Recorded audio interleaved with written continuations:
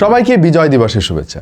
যাদের আত্মত্যাগের বিনিময়ে আজকে আমরা এই স্বাধীন বাংলাদেশ পেয়েছি, তাদের প্রতি গভীর শ্রদ্ধা নিবেদন করে শুরু করছি আমাদের আজকের ভিডিও। আজকে সেই 16 তারিখ বিজয় দিবস, একদিকে বেশ খুশির দিন, আবার কয়েকদিন আগে পর্যন্ত একটা আতঙ্ক ছিল আর কি 16 তারিখ। তার মানে হচ্ছে NIER আজকে থেকে চালু হওয়ার কথা ছিল। চালু যদি হয়ে যেত তাহলে আজকের পর থেকে কোনো ফোন যদি কেউ কিনতেন আনঅফিসিয়ালি, তাহলে সেটা ভাই কাজ করতো না আমাদের বাংলাদেশের নেটওয়ার্কে। যাই হোক, এখানে একটু আপডেট আছে। রিসেন্টলি সরকার আবার ঘোষণা করেছে যে ওইটা 16 তারিখ থেকে না, ওইটা হবে জানুয়ারির 1 তারিখ থেকে। এরপরে কি হবে ব্যাপারটা খুবই কনফিউজিং। আবার শুনলাম যে 3 মাস সময় বাড়িয়েছে, তাহলে সেই 3 মাস কোন 3 মাস? আবার এই 1 তারিখ কিসের 1 তারিখ ভাই? জিনিসটা মাথা আমার চুলকাচ্ছে এখনই। যাই হোক, আমরা সেই আলাপে আজকে যাব না। কিছু ফোন তো কিনতে হবে মানুষের, তাই না? অনেকে আছেন যে ফোন কেনার কথা ভাবতেছেন, মার্কেটে যাবেন ফোন কেনার জন্য। বাট ঝামেলাটা হচ্ছে এই NIER এর আতঙ্কে ফোনের দাম আবার বেড়ে গেছে আর কি। হ্যাঁ, আনঅফিসিয়াল ফোনের দাম প্রচুর বাড়ছে মার্কেটে। শুধু বাড়ে নাই, হঠাৎ করে পাওয়া যাচ্ছে না অনেক ফোন। বাট মানুষ তো ফোন কিনবে তাদের দরকারে, পাওয়া না গেলেও তো মানুষ ফোন কিনতে মার্কেটে যাবে, খুঁজবে। তাদের হেল্প করার জন্য কিছু ফোনের আলাপ আমরা আজকে করব, যেগুলো হয়তো আপনাদের অনেকে কাজে আসবে। আমাদের আজকের বাজেট রেঞ্জ হচ্ছে 30,000 টাকা। এই বাজেটের মধ্যে মার্কেটের এই অবস্থার মধ্যে কোন ফোনগুলো কেনা বুদ্ধিমানের কাজ হবে সেটা নিয়ে আমরা আজকে আলাপ করব। প্রথমে আলাপ করব IQ Z10 টার্বো ফোনটা নিয়ে। এই ফোনের 12256 ভেরিয়েন্ট চাইনিজ ভার্সনেরটা পেয়ে যাবেন 29,500 বা তার আশেপাশে। দাম কিন্তু আরও অনেক কম ছিল আগে। এই ফোনটা পছন্দ করার মতো অনেক কারণ রয়েছে। তার মধ্যে প্রথম কারণ হচ্ছে এর দারুণ একটা ডিসপ্লে। 144 হার্জের 6.8 ইঞ্চি সাইজের অ্যামোলেড প্যানেল এতে ব্যবহার করা হয়েছে। ইন ডিসপ্লে ফিঙ্গারপ্রিন্ট সেন্সর রয়েছে, IP65 এর রেটিংও রয়েছে এবং মিডিয়াটেকের ডাইমেনসিটি 8400 মতো বেশ পাওয়ারফুল একটা চিপসেট রয়েছে, যেটা অবশ্যই একটা 5G চিপসেট। বাট আমার আগ্রহ আরেকটা জায়গায়, আর সেটা হচ্ছে এর ব্যাটারি ক্যাপাসিটি। 7620 mAh এর ব্যাটারি এই পাতলা ফোনটার মধ্যে দেওয়া আছে, সঙ্গে আবার 90 ওয়াটের ফাস্ট চার্জিং সাপোর্টও আছে। IQ ফোন কিন্তু আমাদের দেশে এখন খুবই পপুলার। জানি না আনঅফিসিয়াল ফোন বন্ধ হয়ে গেলে এই ফোনগুলোর কি অবস্থা হবে, কারণ অফিসিয়ালি তো IQ আমাদের দেশে আসে না। 50 মেগাপিক্সেলের ক্যামেরা সেটআপ রয়েছে, আর সামনে রয়েছে 16 মেগাপিক্সেলের একটা সেলফি শুটার। অবশ্য এই ফোনের কিছু জিনিস আমার ভালো লাগে না, যেমন কোনো টেলিফোটো লেন্স নাই, কোনো আলট্রাওয়াইড শুটার নাই। সো ক্যামেরাতে যদি আপনি অনেক বেশি সিরিয়াস হন তাহলে হয়তো এই ফোনটা আপনার জন্য না। বাট যদি পারফরমেন্সের কথা আপনি চিন্তা করেন, গেমিং করবেন ধুমায়া, বা লং টাইম আপনি ব্যাটারি ব্যাকআপ চান, তাহলে আপনার জন্য এই ফোনটা পারফেক্ট। এরপর Redmi Turbo 4।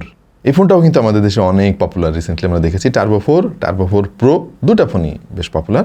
4টা আপনি পেয়ে যাবেন 29,500 বা 30,000-এর আশেপাশে। বেশ কম ছিল আগে দাম, এটাও দাম বেড়ে গেছে ভাই। 256 GB ভেরিয়েন্ট। এই ফোনেও কিন্তু একই চিপসেট ব্যবহার করা হয়েছে, মিডিয়াটেকের Dimensity 8400 5G chipset. Display size almost similar, but এইটা রিফ্রেশ রেট একটু কম, 120 হার্জ। যদিও এটা টেকনিক্যালি কম না, 144 হার্জ যেটা দেওয়া আছে ওইটাতেও আপনি 120 হার্জ পর্যন্তই পাবেন। টার্বো 4-এর ব্যাটারি হচ্ছে 6550 এবং 90 ওয়াটের ফাস্ট চার্জিং সাপোর্ট আছে। তবে ক্যামেরাতে আবার আপগ্রেড আছে। এখানে 50 মেগাপিক্সেলের মেইন সেন্সরের পাশাপাশি কিন্তু একটা আলট্রাওয়াইড সেন্সরও আছে। আর যে সেলফি শুটারটা ওইটা 20 মেগাপিক্সেলের। সো সব মিলিয়ে এটা যারা ক্যামেরা লাভার আছেন তাদেরও পছন্দ হবে। লং রানে যারা ফোন চালানোর প্ল্যান করতেছেন, লম্বা ব্যাকআপ, তাদেরও আমার মনে হয় ঠিকঠাক মতো ব্যাকআপ দিতে পারবে। Honor 200কে সম্ভবত জাতীয় ফোন যদি আমরা বলি বাংলাদেশের এই 2025 সালের, ভুল হবে না, কারণ এইটা এই পরিমাণে পপুলার।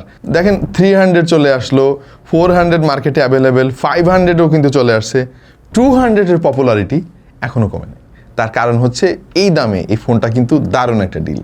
16 GB র্যাম আর 256 GB স্টোরেজের এই ফোনটার চাইনিজ ভেরিয়েন্ট কিন্তু আপনি মোটামুটি 31 বা 32,000 টাকার আশেপাশে পেয়ে যাবেন।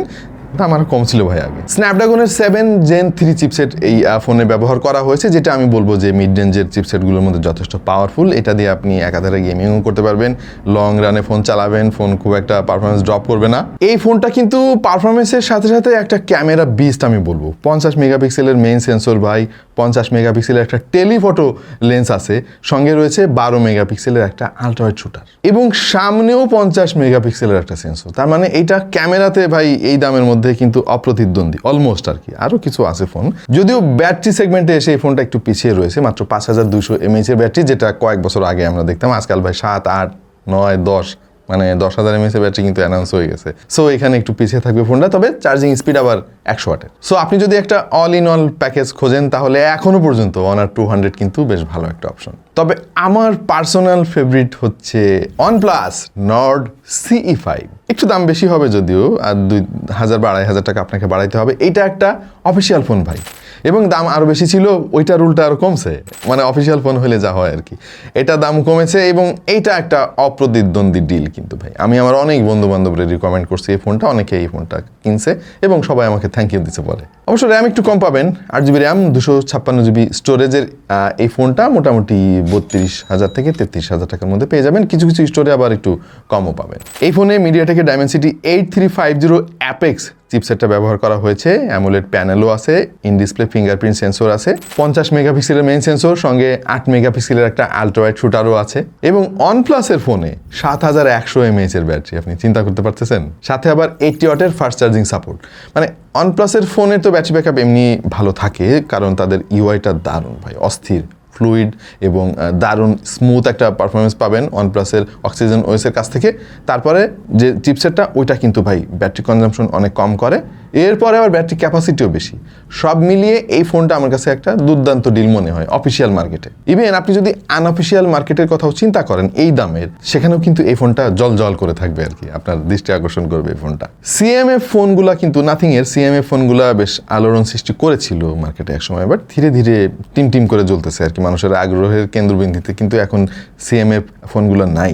তারপরেও কিছু কিছু ফোন মোটামুটি এখনো পপুলারিটি ধরে রেখেছে। তার মধ্যে একটা হচ্ছে CMF phone 2 Pro, 8GB RAM 256GB ভেরিয়েন্টের এই ফোনটার ইন্ডিয়ান ভেরিয়েন্টটা আপনি বাংলাদেশের মার্কেটে 30,000 টাকার মধ্যে পাবেন। এইটা চিপসেটটা অন্যান্য ফোনের চাইতে একটু কম পাওয়ারফুল, Dimensity 7300 Pro। ক্যামেরাতে অবশ্য কোনো কমতি তারা রাখে নাই, 50 মেগাপিক্সেলের মেইন সেন্সরের সাথে সাথে একটা 50 মেগাপিক্সেলের টেলিফটো লেন্সও আছে, 2x জুম করে ছবি তুলতে পারবেন। সঙ্গে 8 মেগাপিক্সেলের একটা আল্ট্রাওয়াইড শুটারও আছে। সামনে রয়েছে 16 মেগাপিক্সেলের একটা সেলফি শুটার।